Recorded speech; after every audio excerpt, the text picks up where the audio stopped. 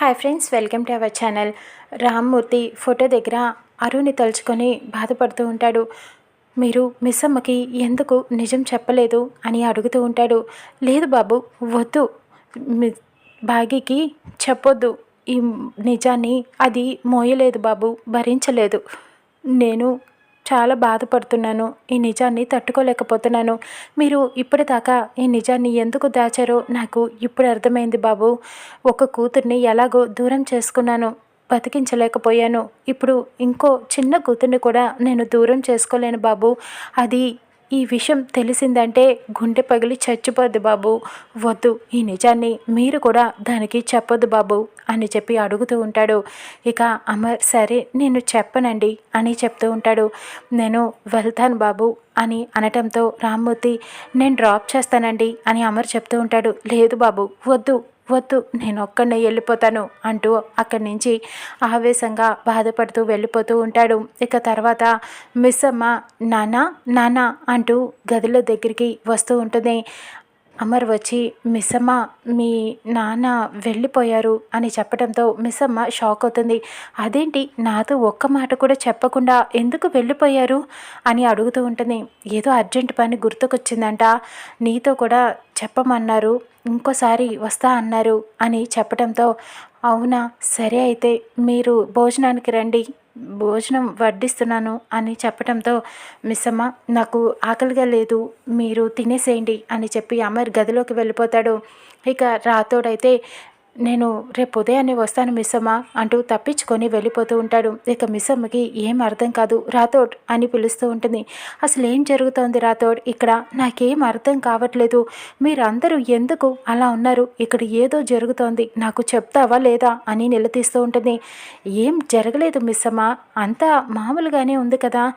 మీ నాన్నగారికి మీ అక్క గురించి తెలియలేదని బాధపడుతున్నారు అంతే అని చెప్తూ ఉంటాడు. లేదు, ఆ రోజు నాన్న ఆ హాస్పిటల్లో ఉన్నప్పుడు ఆయన నిజం తెలుసుకోవటానికి వెళ్ళి కూడా ఇలానే తిరిగి వచ్చారు బాధపడుతూ. అప్పుడు కూడా ఏం జరగలేదని చెప్పారు. ఇప్పుడు నిజం తెలుసుకోవటానికి వెళ్ళిన నాన్న కూడా ఇలానే తిరిగి వచ్చారు బాధపడుతూ. ఏం జరగలేదు అంటున్నారు, కానీ మీరు నా నుంచి ఏదో దాస్తున్నారు, నిజం చెప్పు రాతోడ్ అని నిలదీస్తూ ఉంటుంది. అయ్యో మిస్ అమ్మ, నువ్వు ఏదేదో ఊహించుకుంటున్నావు, అదేమీ లేదు అని చెప్తూ ఉంటాడు రాతోడ్. మా నాన్న మాట్లాడుతున్నారు కానీ నా కళ్ళల్లోకి చూసి మాట్లాడలేకపోతున్నారు, ఆయన కళ్ళల్లో నీళ్ళని దాచలేకపోతున్నారు. ఏదో జరిగింది, చెప్తావా లేదా రాతోడ్ అని నిలదీస్తూ ఉంటుంది. ఇక రాతోడ్ మనసులో ఇలా అనుకుంటాడు, మిస్ అమ్మ ఈ నిజాన్ని నువ్వు తట్టుకోలేవు. నువ్వు చిన్నప్పటి నుంచి, ఊహ తెలిసినప్పటి నుంచి మీ అక్క కోసం ఎదురు చూస్తున్నావు. ఇప్పుడు ఈ నిజం తెలిస్తే నువ్వు అసలు భరించగలవా? నిజం చెప్పే ధైర్యం మాకు ఉన్నా విని తట్టుకునే శక్తి నీకు లేదు మిస్ అమ్మ అంటూ బాధపడుతూ ఉంటాడు.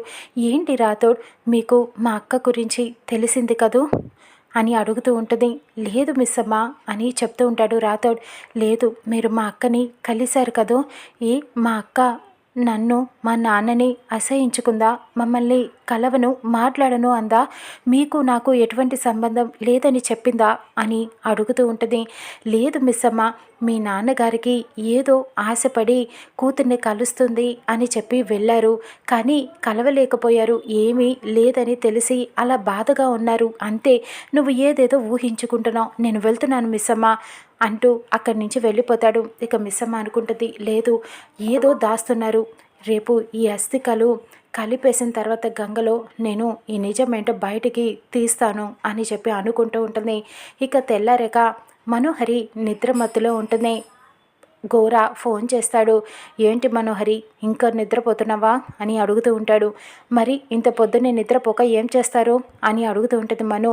నేను చెప్పిన పని మర్చిపోయావా, ఈవేళ పౌర్ణమి అని చెప్తూ ఉంటాడు. అవును గుర్తుందిలే, ఈవేళ పౌర్ణమి కదా, అయితే ఏం చేయాలి ఇంత పొద్దున్నే? ఇప్పుడు అరు ఎవరిలోకి ప్రవేశించిందో నేను కనుక్కొని చెప్పాలి అంతే కదా అని అడుగుతూ ఉంటుంది. అవును, తొందరగా వెళ్ళి ఆ అరుంధతి ఎవరి ఆత్మలో కలిసిందో వెళ్ళి నాకు చూసి చెప్పు అని అనటంతో ఏమైనా బోర్డు వేసుకొని ఉంటుందా ఏంటి, వెళ్ళి చూడాలి కదా అని చెప్పి ఇక ఫోన్ పెట్టేసి మనోహరి గదిలో నుంచి బయటికి వెళ్తుంది. అక్కడ అమర్ వాళ్ళ నాన్న పేపర్ చదువుతూ ఉంటాడు. చాలా స్థిమితంగా ఉంటాడు. ఈయన ఈయన దాంట్లో ప్రవేశించిందా అని చూస్తూ ఉంటుంది. లేదులే, అది ఇంత తీరుబాటుగా కూర్చొని న్యూస్ పేపర్ చదవదు అని చెప్పి నిర్మల గదిలోకి వెళ్తుంది. అక్కడ నిర్మల బట్టలు మడత పెడుతూ ఉంటుంది. మనోహరి స్లోగా తలుపు తీసి చూస్తుంది. ఏంటి అలా చూస్తున్నావు అని అడుగుతూ ఉంటుంది. అంటే మిస్ అమ్మ ఎక్కడుందా అని అడుగుదామని వచ్చాను ఆంటీ అని చెప్తూ ఉంటుంది. కిచెన్లో ఉందని చెప్పడంతో కిచెన్లోకి వెళ్తూ ఉంటుంది. అక్కడ గుప్తా అరుంధతి ఎక్కడ ఉందా అని గార్డెన్లో మొత్తం వెతుకుతూ ఉంటాడు. ఈ బాలిక ఎచ్చట ఉన్నది, ఈవేళ పౌర్ణమి కదా, అంటే ఎవరి శరీరంలో అయినా దూరినదా? నాకు మాట ఇచ్చింది కదా ఎవరి శరీరంలోకి వెళ్ళను అని చెప్పి, మరి ఎక్కడికి వెళ్ళినట్టు ఈ బాలిక అని చెప్పి చూస్తూ ఉంటాడు. ఇక మనోహరి వెతకటం చూసి, అయితే నాకు శ్రమ తగ్గినది, ఈ బాలిక చూసి చెప్తుందిలే ఎవరి శరీరంలో ప్రవేశించినదో అని చూస్తూ ఉంటాడు. కిచెన్లోకి వెళ్తే అక్కడ మిస్ అమ్మ కూరలు కట్ చేస్తూ ఉంటుంది. అలా తొంగి చూస్తూ ఉంటుంది. ఇకప్పుడు మిస్ అమ్మ చాలా సీరియస్గా ఏం చూస్తున్నావు అని అడుగుతూ ఉంటుంది. వెనక్కి తిరగకుండానే మనోహరి షాక్ అయిపోతుంది. నువ్వు వెనక్కి తిరిగి చూడకుండానే నేను చూస్తున్నానని ఎలా తెలుసు నీకు అని అడుగుతూ ఉంటుంది. అక్కడ విండోలో కనిపించింది కదా అని చెప్పి అడుగుతూ ఉంటుంది. చాక్తో అలా బెదిరిస్తూ ఉంటుంది. ఏం లేదులే, నువ్వేనా అని అడగటానికి వచ్చాను అని చెబుతూ ఉంటుంది. నేను కాకపోతే ఎవరవుతారు అని మిస్ అమ్మ కోప్పడుతూ ఉంటుంది. ఇక మనోహరి పిల్లల గదిలోకి వెళ్ళి వెతుకుతూ ఉంటుంది. డోరు సడన్గా తీసి వెళ్ళటంతో పిల్లలు భయపడుతూ ఉంటారు. ఏంటాంటీ డోరు అలాగా అంత సడన్గా బద్దలు కట్టుకొని మరీ రావాలా, ఎందుకు వచ్చారు అని అమ్మ అడుగుతూ ఉంటుంది. అంటే మీరు లెగిసారా లేదా అని చూడటానికి వచ్చాను అని చెప్తూ ఉంటుంది. ఈసారి తలుపు తీసుకొని రండి, అలా బద్దలు కొట్టి రావద్దు అని చెప్పడంతో మనోహరి వెళ్ళిపోతుంది.